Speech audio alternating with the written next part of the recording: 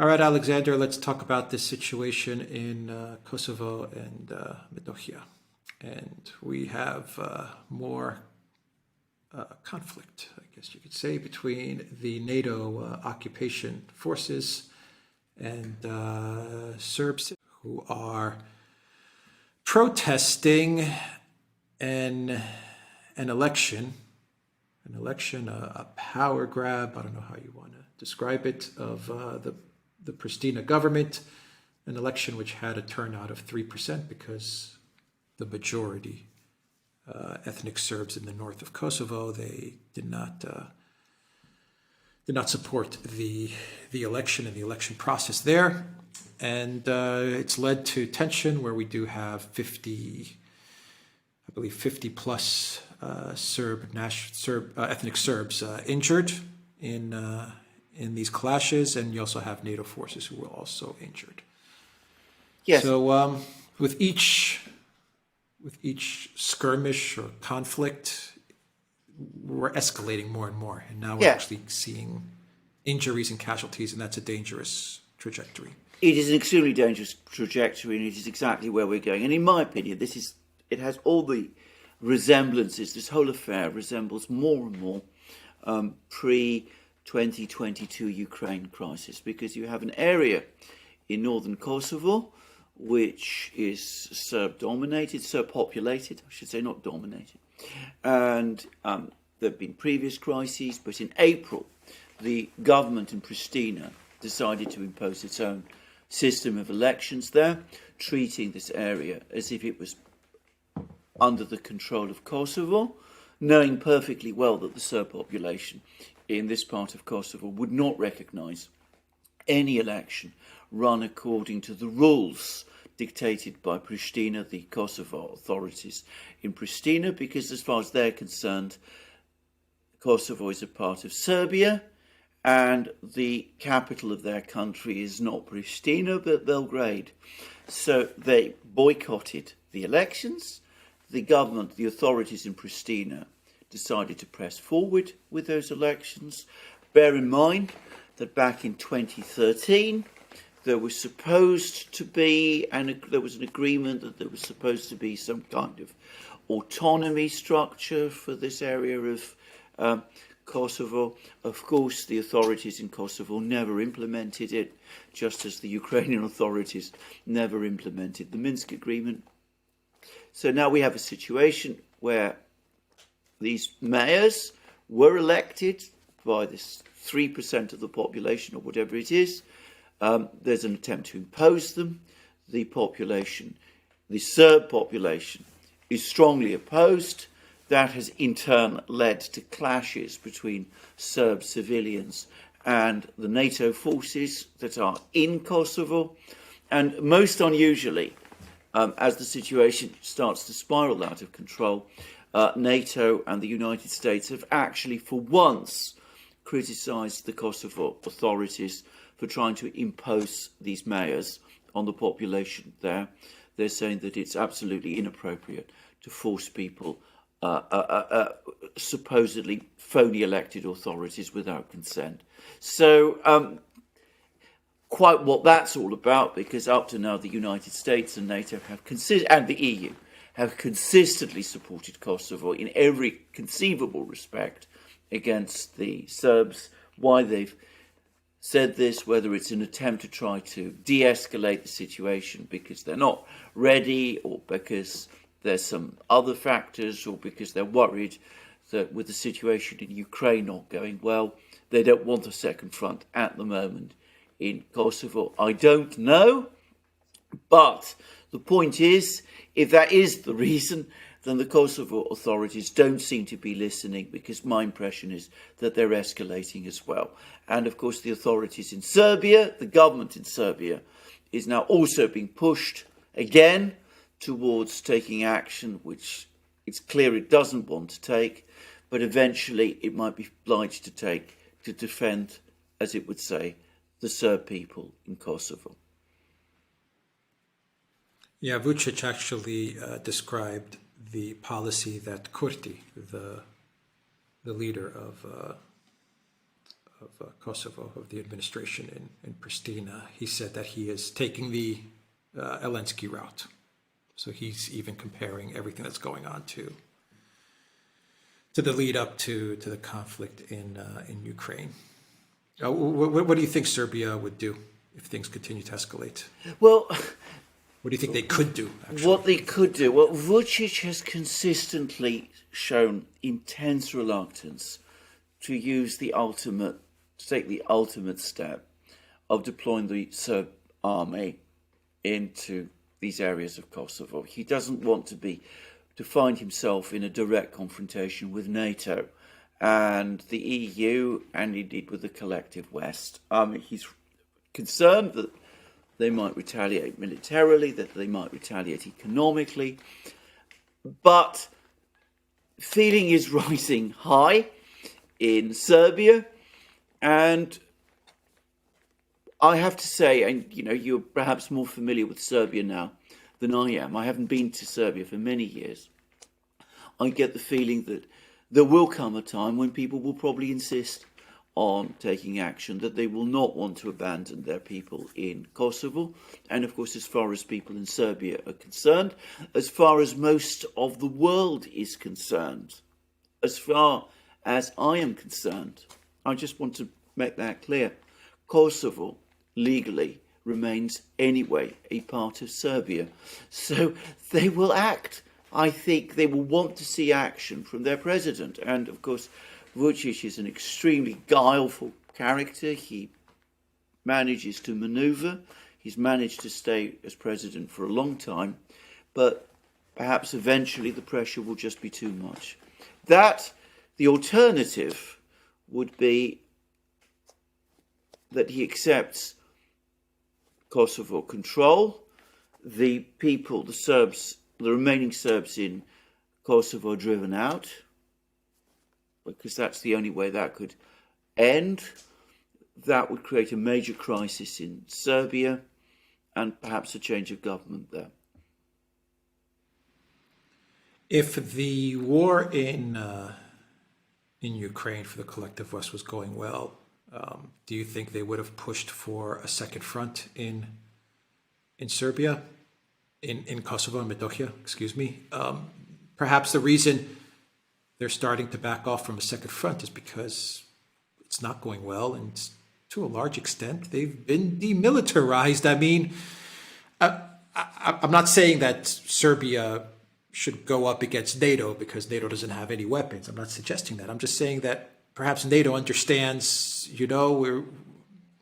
we've used up so much in Ukraine that we don't have the capability to open up a second front, whether it's Georgia or Moldova or Serbia. There was a time, maybe 6 months ago, where I think that was their desire. But now it seems like they don't want that. I'm going to say this. Up to this point in time, the Western powers have backed every escalatory move that the Kosovo authorities have taken. There's never been, up to this point, any moment when they've criticised them. They have criticised them now. And the only reason that they can have done that, is the only explanation I can think of, is that they're becoming very worried about the situation in Ukraine. They're becoming concerned about the prospects of this Ukrainian offensive. Josip Borrell, no less, has said that he's not optimistic. Interesting admission from him. And that the Russians will push on until they've achieved victory. Interesting, as I said, admissions coming from Josip Borrell. So I think that they are worried. And I think that at the moment they don't want to fire in the Balkans, and perhaps in the Caucasus, and perhaps in Moldova as well. But specifically not in the Balkans, not against a tough adversary like Serbia potentially would be, because their hands are full in Yugoslavia and they just don't need this. So I think you're absolutely right, in a word. I think that is exactly the thinking. Now, the problem is, they might say that. They might be saying to the people in Pristina, you must de-escalate because we're not ready for this. This was plan A. 6 months ago or 3 months ago or wherever, but we're not where we expected to be. The offensive isn't going well. Things are not going well in Ukraine. You must back off. But I don't get the sense that these people in Kosovo that they've been supporting for so long are very easy to control. And I suspect that those people in Kosovo will want to push on regardless. So they could find themselves dragged into a conflict they don't want to be in. Just as the Serbs, just as the Serbian government, just as Vučić could find himself dragged into a conflict, he very obviously doesn't want to be involved in either. Yeah, I mean, it seems like the administration in Kosovo that they're taking Zelensky's strategy plan that he tried to implement in Ukraine. They're trying to do the same thing in Kosovo and Metohija. That is to try and draw NATO in. Yes. Which Zelensky's been trying to do now since the beginning of the conflict. So it seems like that's the decision they've made. We want to try to draw NATO in, and that's how we're going to resolve Kosovo and Metohija. But so far it hasn't worked out well for Ukraine, and I don't think it's going to work out well for Kosovo and Metohija either. No, I don't think it is. I think for the authorities in Pristina. For the authorities in Pristina. Yeah. Exactly. I get to say what I think about this. I think that this is, and this may also be pushing them to become increasingly daring about this, because I don't know how well informed they are about the war in Ukraine, but I suspect that they could be sensing that the time window for them to resolve the situation in Kosovo, Metohija, is closing, that a Russian victory in Ukraine is going to change the entire geopolitical landscape. And that's why they want to push hard now, because if they wait too long, if they wait a year, for example, whatever chances there are of sorting things out as they want them to be sorted out will have gone. And I at the same time, they're probably underestimating the strength of the forces that are already willing to oppose them in Serbia. And I think they're also perhaps, as you correctly say, hoping to get the West drawn in. They might find that some people in the West aren't too keen, not perhaps so much in the in places like Germany or Britain or Italy, which tend to be pretty supportive of the Kosovo Albanians, but perhaps France especially, this time, which is in a very nervous position altogether. They might not be too keen to get dragged into another conflict in the Balkans, and of course the militaries might not be. So I think it could turn out very badly for them, but I can also understand why they might be pushing particularly hard at the moment. It's a particularly dangerous time, because if they really do sense that the time window is closing and that the geopolitical balance is shifting, we have a Chinese emissary, Li Hui, traveling around Europe, talking of peace in Ukraine. That's also a sign, that the political balance is changing. Remember, China is fiercely opposed to Kosovo's independence. It strongly supports Serbia on this issue. Well, all of that might be making people in Pristina extremely nervous and might be causing them to push hard in the way that they're doing, accepting whatever risks come with it. I think the window has effectively closed. Yeah, I think you may be wrong. I mean, no. Yeah, when you take a big picture view of what's happening in the world, and let's just say Europe is in no position. The EU is in no position to push another conflict. NATO is in no position to push another conflict. Kosovo would be a lot more tricky than Ukraine, because inside the EU, you have how many member states that fiercely oppose Kosovo and support Serbia? I mean, Greece is one of them. I mean, there's no way that the Mitsotakis government would be able to. No, I agree with that. To take the side of the EU against Serbia and Kosovo. There would be protests in the streets. Yeah. Daily. I would hope that there would be protests in the street daily. I don't know. Sometimes and other what's countries. going on in the ground in Greece. Yeah. Well, name those countries. There's Romania, Spain, Romania. As I said, yeah. I mean, they Cyprus. I mean, there's a lot of countries in Europe that would be, yes, we're not getting involved in this. There's Exactly. going to be no NATO Exactly. involvement in this. exactly. And after everything they've been doing in Ukraine, their support is already very, very weak. This would break the back of so many governments Yes. In the European Union. And then you take the economic situation of the EU into account, and the energy situation, just everything, the refugee situation. That window has, if it hasn't closed completely, it's like Yeah, maybe just a little bit open for Kurti and for Pristina. But Serbia, they play for time, Yes. and I think it has worked. yes, yes. In their favor to a certain extent. I don't Yes. want to say No. this has been a masterful chess game, but playing for time and keeping things calm has worked in their favor for now. For now, absolutely. One has to qualify this by saying that there's a huge potential for things to go horribly wrong. And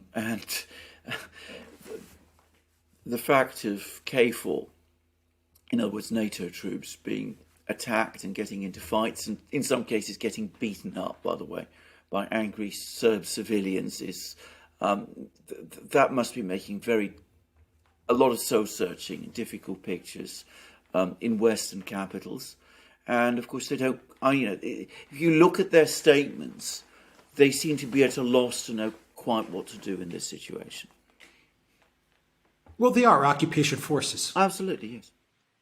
I mean, that's how a lot of countries in Europe that are friendly towards Serbia, the populations see them as occupying forces. This KFOR. Yes. So it's a very tricky situation, Yes. but I think that given the situation of where we are today in Europe, in Russia, Ukraine, China, the United States, Pristina is playing a very dangerous game that, to me, is just not. It doesn't favor them at all. What favors them right now, I would imagine, would be once again to try and negotiate some sort of solution Yes. to all of this. Yes, but it's again exactly the same problem as with Ukraine. Obviously, negotiating a solution is the obvious way forward, but they can never do that because of the nature of the movement that has taken power in Pristina, which isn't in some ways that different from the nature of the movement that took power in Kiev. These people find negotiation impossible, and because they've had the backing of the West for so long, they've been hardwired into believing that sooner or later, because the West backs them, they're going to win. And that makes it very difficult even for the West itself to control them. They think that if they push hard enough, just as Zelensky hopes to draw the West into the Ukraine conflict, the people in Kosovo think, the Pristina authorities think, they can draw NATO into backing them into the conflict with Serbia as well. And then that will give them all that they want. And dealing with that kind of mindset is unbelievably difficult. Yeah, I see what you're saying. There's no stomach for a conflict in the Balkans, in my opinion, and I at least agree. where I am right now in Europe. I agree. It's going to be a very, very difficult to impossible sell, for example, for Mitsotakis or Christodoulis in Cyprus or in Greece. It'll be an impossible sell to the people. That would be my opinion. But I agree. I think what I've heard from Romania, by the way, is exactly the same there. Romania being an important place. Remember, it's also very nearby. Hungary is on friendly terms with Serbia as well. Remember that? So, I mean, with all these, all the geopolitics, it'll become impossibly difficult. So you can understand why the Western powers are cool on this. But they sowed the dragon's teeth. They might find that they have a situation on their hands that they can't fully control. And that is dangerous, despite the fact, as I said, that strongly get the impression, yet again, that Vucic himself is not looking for a conflict. And given what you said, which is I agree with, by the way, that time has been working to his advantage, one can see why he's not looking for a conflict if things are going, over time his way. So anyway, we'll just have to see. Yeah. All right. Yeah, very tense situation. Okay, we'll leave it there. The Duran.locals.com. We are on Rumble, Rockfin, Odyssey, BitChute, and Telegram. And go to Duran Shop, 10% off. Use the code. Good day. Take care.